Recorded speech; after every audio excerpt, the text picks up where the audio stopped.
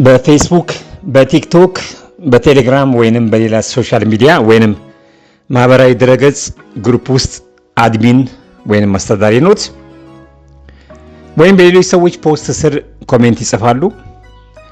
ሳያውቁት ለከባድ እስራትና ቅጣት ሊጋለጡ ይችላሉ። የህግ አማካሪና ጠበቃ ፍቃዱ በቀለ ነኝ።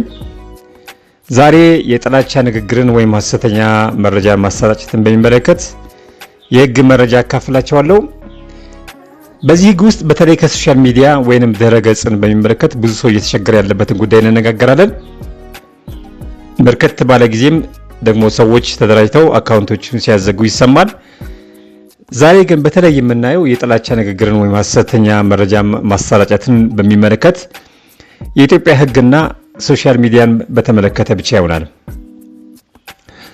ብዙዎቻችን ሼር የምናደርገው መረጃ ወይንም በግሩፖቻችን ውስጥ የሚለቀቁ ፖስቶች የሌላን ሰው ስም የሚያጠፉ ወይም የጥላቻ ንግግርን ሄት ስፒች ካለባቸው ተጠያቂዎች እኛው ጭምር ነን።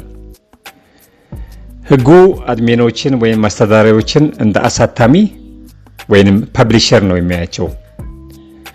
በአዋጅ ቁጥር 1185 ዝባር 2012 መሰረት የጥላቻ ንግግርን ወይንም ሐሰተኛ መረጃ ማሰራጨት እስከ 3 ዓመት በሚደርስ እስራት ወይንም እስከ 100,000 ብር በሚደርስ ቅጣት ያስቀጣል። ግሩፕን አለመቆጣጠር ራሱ ዝምታ ሳይሆን እንደ ወንጀል ተባባሪነት ሊታይ ይችላል። ስለዚህ ምን ማድረግ አለባችሁ? አንደኛ ማንኛውም መረጃ ሼር ከማድረገው በፊት ትክክለኛነትን ያረጋግጡ።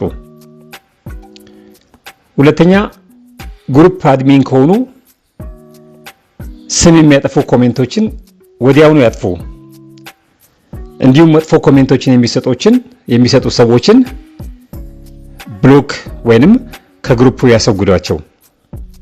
ምክንያቱም ገና ለገና ቫይራል ሆናለሁ እንዲሁም ገንዘብ አገኛለሁ ብለው ህይወቱን ማጨለም የለበትም።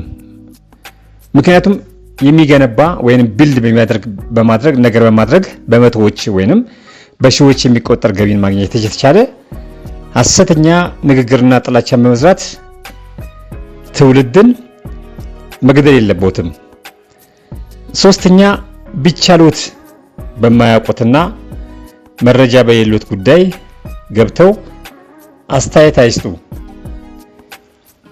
በተለይ ብሔርን፣ ሃይማኖትንና ፖለቲካን የሚመለከት ጉዳይ የበሰልና በጨዋነት ማለትም ኮንስትራክቲቭ አስተያየት ከመስጠት ከፈለጉ ይስጡ እንጂ በማያውቁትና በማይረዱት ጉዳይ የጥላቻና ሐሰተኛ ንግግርን በማሰራጨት የግለሰብ፣ የድርጅት፣ የማህበራትን ሆነ የመንግስትን ስም በሚያጠለሽ መንገድ አይሳተፉ። አራተኛ በደንብ በማያውቋቸውና በማይረዳቸው ግሩፖች ከሆኑ ሲጀመር አይሳተፉ። ራስዎን ያግልሉ። ማለትም በማይመለከቱት ጉዳይ አይሳተፉ። ምክንያቱም በህግ ፊት አላውቁም ነበር የሚል መከላከያ ዋጋ የለውም።